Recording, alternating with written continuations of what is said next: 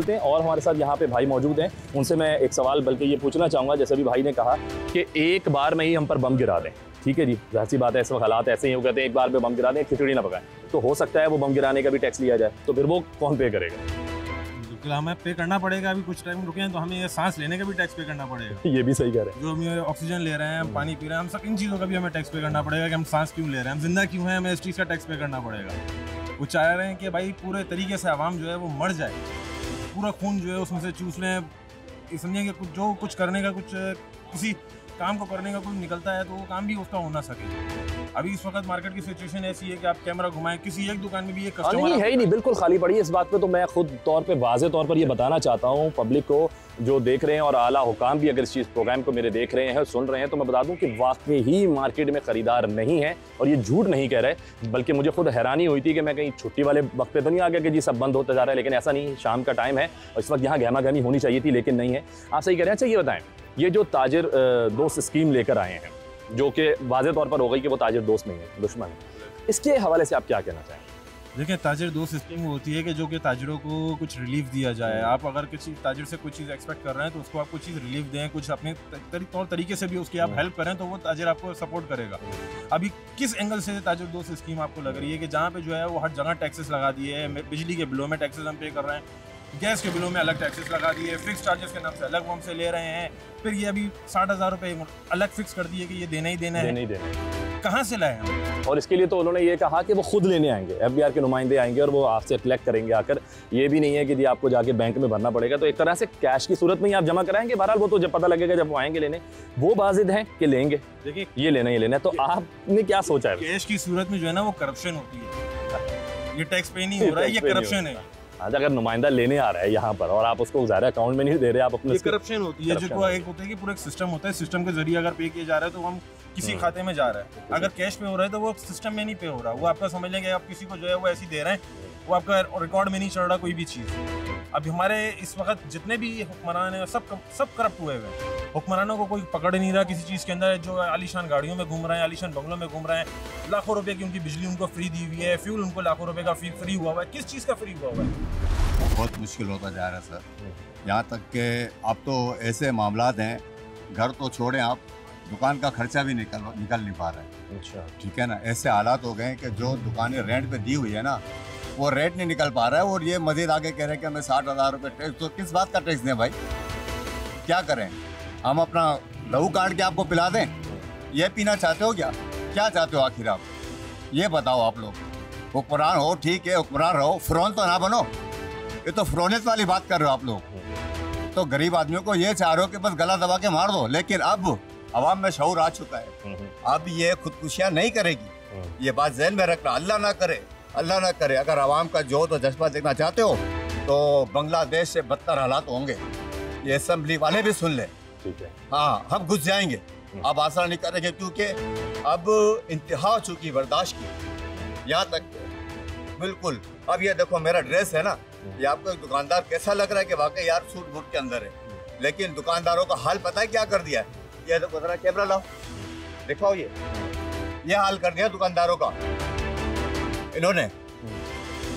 सही बात है, बहुत बुरे हालात हैं। जिस तरह हमारे ज़ाहिर और लोगों से भी मैंने बात की, हर बंदा ज़ाहिर जब्त किए हुए है, कंट्रोल कर रहे हैं चीज़ों को। लेकिन जिस तरह आपने अपने जज्बे का इजहार किया, वाज़े नज़र आ रहा है। फिर आप जिस तरह बता रहे हैं, मैं देखिए ना, अब मुझे खुद इन चीज़ों का आइडिया होता जा रहा है। और है भी कि एक घर है, उसमें अगर 4-5 लोग भी रहते हैं और वो एक बंदा अगर कफील है, उनकी कफालत करने वाला है, तो वो सारी चीज़ों को देख रहा है। और अगर वो कारोबार भी चला रहा है साथ साथ, और अगर उसका घर किराए पर है, तो उसके लिए तो जीते जी एक मौत हो चुकी है इस टाइम। पॉसिबल ही नहीं है, किसी सूरत वो चला ही नहीं सकता, ना कारोबार कर सकता है, ना घर चला सकता है। ठीक है ना। और दूसरी बात यह है कि गरीब मजदूर, यहाँ के जो लेबर तबका है ना, आप उनसे मालूमात करो, इनके घरों के बिल आ रहे 20-20 हज़ार रुपए। और मेरे भाई यहाँ से वो लेके जा रहे 500 रुपए रोज, वो भी बड़ी मुश्किल से।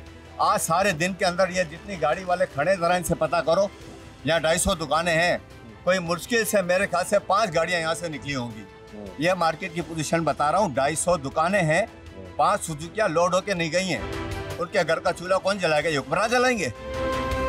देंगे उनको? बिल्कुल भी नहीं, कभी भी नहीं देंगे। इनके अपने पूरे नहीं होते, याद रखना। इनको सिर्फ और सिर्फ 2 गज जमीन ही मिलेगी, सब यहीं रह जाएगा, इससे ज्यादा नहीं। आइए और लोग यहाँ खड़े हैं, उनसे बात करते हैं और देखते हैं कि भाई उनके क्या ख्यालात हैं। वो इस जो टैक्स से जो नई स्कीम आई है इससे वो खुश हैं या जो भी उनके जज्बात हैं उनसे बात करते हैं। अस्सलाम वालेकुम भाई, देखें अभी आपके सामने ये सारी बातें हो रही हैं, लोग अपने जज्बे का, अपने गुस्से का इजहार कर रहे हैं, नज़र आ रहा है बहुत तकलीफ़ है।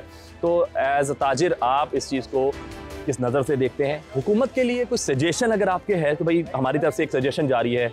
ओवरऑल सब देते फिर रहे हैं, आप लोगों की प्रेस कॉन्फ्रेंसेस होती हैं, आप लोग जो एहतजाज कर रहे हैं उसमें भी आ रहा है, लेकिन फिर भी अगर कोई एक नई आप सजेशन देना चाहते हैं कि इसको इस तरीके से कंट्रोल किया जा सकता है तो जरूर बताएं। भाई देखिए, सबसे पहले तो माशी हालात कुछ बेहतर हों, कारोबार कुछ चलें तो कुछ भी टैक्स देने की, इजाफी टैक्स देने की, टैक्स तो दे रहे हैं हम, सारी जो हमारी ख़रीदारियाँ हैं और कई इनकम टैक्स हैं, कई चीज़ें टैक्स तो हम दे रहे हैं। इसमें बढ़ा हम उस सूरत में सकते हैं जब हमारे कारोबार चलें। अगर ये पोजीशन कामों की है कि ज़ीरो है इस टाइम बिल्कुल कारोबार, तो हम कहाँ से कौन सा टैक्स देंगे? ये किसी किस्म का कोई ताजिर दोस्त स्कीम किसी किस्म की भी मानने के काबिल नहीं है। ये अब आपने क्या प्लान किया है, कैसे मैनेज करेंगे सब चीज़ों को? ये मैनेज नहीं हो सकता, ये किसी भी सूरत में हम ये टैक्स देने के काबिल हैं। और ये जो बात आपने कही कि जी ये इतने अखराजात, किराए, बिजली के बिल, घरों के जो सारे ग्रोसरी, ये हम निकाल ही नहीं पा रहे। अभी हम कई तकरीबन पिछले 2-3 साल से ये हमारे जो कारोबार तमाम फर्नीचर के, तमाम मार्केट के, तमाम नुकसान में जा रहे हैं बिल्कुल ये।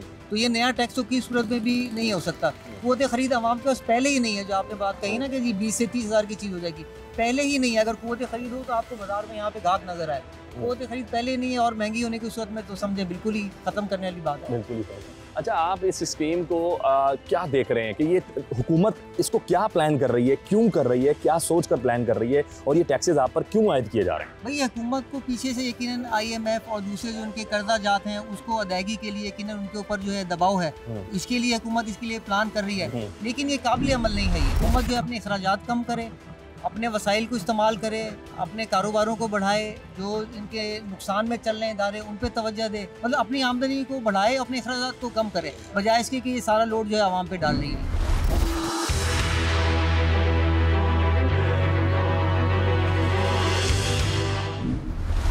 अस्सलाम वालेकुम। वालेकुम अस्सलाम। भाई हालात तो सबके ही बुरे हैं, बहुत सारे लोगों से बात कर चुका हूँ। मार्केटों के बहुत बुरे हालात हैं। अब मुझे ये बताएं कि मेरा सवाल आपसे बेसिक पहला यही है कि कारोबार करना इस वक्त इन हालात में कितना मुश्किल हो गया आप लोगों के लिए? सर देखिए, कारोबार तो इस टाइम ना होने के बराबर है।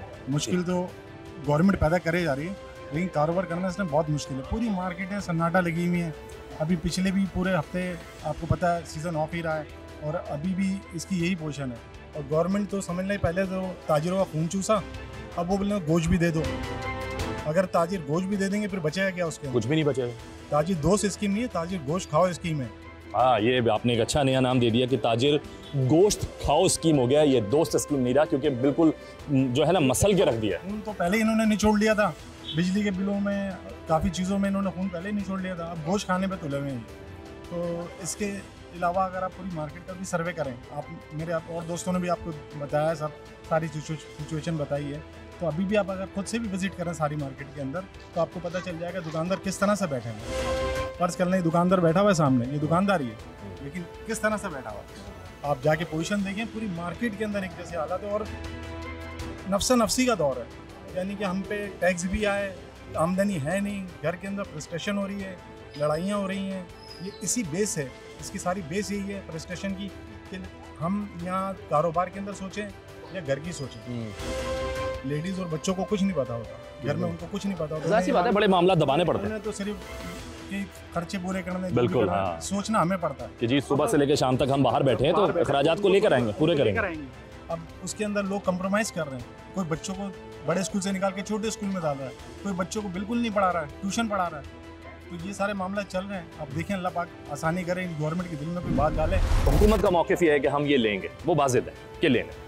आप लोगों का एक तरफ से ऐलान हो चुका है कि भाई कोई हम नहीं दे रहे। आप लोग को क्या लगता है कि आप लोगों का पलड़ा भारी होगा एंड में, या फिर आप लोगों को झुकना पड़ेगा? ये है कि आपकी जेब में अगर पेमेंट होगी तो आप किसी को दोगे ना।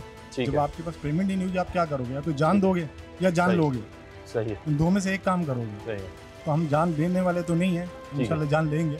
ठीक है, यानी कि आप लोग एक तरह से तैयार हैं इस चीज़ को लेकर कि हम इसके लिए आखिरी हद तक लड़ेंगे। आखिरी हद तक लड़ेंगे, और अगर गवर्नमेंट ने ज़्यादा प्रेशराइज करा तो हम काम धंधे छोड़ देंगे। अब मुझे बताएं कि एक औसतन जो है मार्केट की आमदनी में कितना बड़ा फ़र्क पड़ा कारोबार ना होने से? सर कारोबार ना होने से तकरीबन 20% पे मार्केट आ गई है। 20% पर आ गई है मार्केट। 20% पे मार्केट आ गई। बहुत बड़ा डाउनफॉल है। बिल्कुल बहुत बड़ा डाउनफॉल है। इस पे सभी परेशान हैं। इस पे एक दुकानदार नहीं, एक मार्केट नहीं, सिर्फ आरामबाग फर्नीचर मार्केट नहीं, टोटल मार्केट्स के अंदर आप अगर आप विजिट करें, आप तो माशाल्लाह विजिट करते होंगे, तो उसमें 20% पर मार्केट आ गई। 80%, 100% से 20% पर आ गई। सर ये एक अलार्मिंग सिचुएशन है, जिस तरह आपने बताया कि 20%, यानी कि 100% पर अगर कारोबार था तो 20% पर आ गया। अगर हमारे पास 70% भी आमदनी हो रही होती तो हमें गवर्नमेंट को देने में कोई एतराज नहीं था। लेकिन बात यह है कि हमारे जो पिछले टैक्स भी जो गवर्नमेंटों पे जा रहे हैं, आप रोडों का हाल जाके देखें, हमें फैसिलिटीज क्या मिलती हैं उन टैक्सेस के बदले में। अभी आप रोड पे निकले तो आपका पूरा जिस्म टूट के रह जाएगा। अगर आप बाइक पर हैं या गाड़ी में हैं, हर तरफ का इंफ्रास्ट्रक्चर बिल्कुल तबाह हो चुका है। तो टैक्स कहाँ जा रहा है? FBR का जो चेयरमैन है वो टैक्स ज़्यादा रिकवरी के ऊपर उसको बोनस मिलता है। उसको 4-4, 5-5 करोड़ रुपए गवर्नमेंट बोनस दे रही है कि तुमने ये बहुत अच्छा काम करा कि आपने इतनी रिकवरी हमें करके दी। तो ये आवाम का खून चूसने के बाद उसको दिया ना। अगर वही पैसा वो आवाम के रिलीफ में दे देते तो ज़्यादा बेहतर रहता। बहुत शुक्रिया भाई।